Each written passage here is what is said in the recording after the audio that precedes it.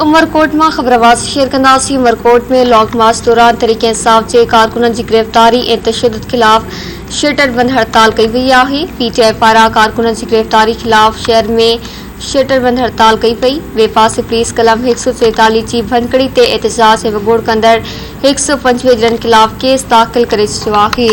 उमरकोट में खबरवास शेयर कयूं पिया। उमरकोट में लॉन्ग मार्च दौरान तहरीक इंसाफ के कारकुनन की गिरफ्तारी ऐं तशद्दुद खिलाफ शटर बंद हड़ताल कई वई आहे।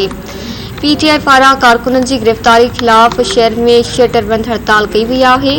ॿिए पासे कलम 143 की भनकड़ी ते एहतजाज ऐं वॻोड़ कंदड़ 125 ॼणनि खिलाफ केस दाख़िल करे छॾियो आहे।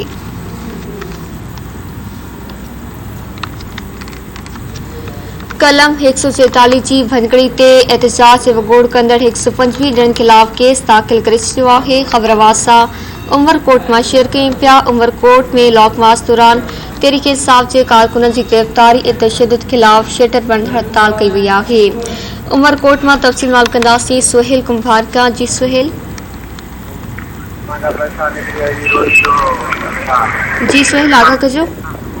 जी बिल्कुल ॿुधायो गुज़िरियल पाकिस्तान तहरीक इंसाफ मरकज़ी सत्ते पाकिस्तान तहरीक इंसाफ उमरकोट जे कारकुन पीटीआई एम लाल माली की अगवानी उमरकोट प्रेस क्लब पारां जेके वो एहतजाज कयो जेके वो पुलिस तरफा जेके 143 लागू होने तरह जेके वो पीटीआई कारकुनन पीटीआई में लाल माली के एहतजाज करण खां रोके थो। उन दौरान जेके पीटीआई कारकुन तरफा जेके मरकज़ी पुलिस मोबाइल में पथरा कयो जेके वो तोड़ फोड़ करे जेके गादा हूंदा कया उनखां पोइ जेके पुलिस है वो लठबाज़ी शुरू कई। कुछ जेके पीटीआई कारकुन रस्मी चावा है जेके वो 8 खां 10 जे पीटीआई कारकुन गिरफ्तार थिया।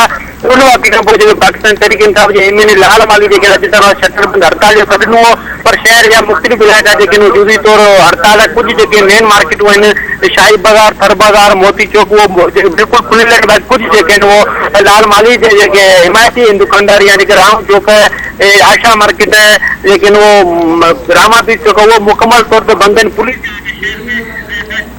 ठीक है, वॾी महिरबानी सुहेल तफ़सीलनि जे लाइ।